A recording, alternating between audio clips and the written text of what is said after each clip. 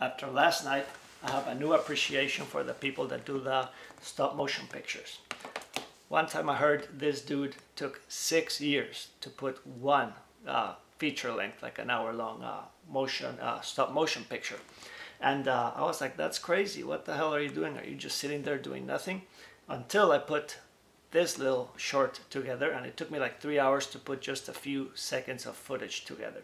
So I hope you enjoy this tiny little movie. It features our ZOMBIRD and how it came back to life. It's only a few seconds long, but pretty cool.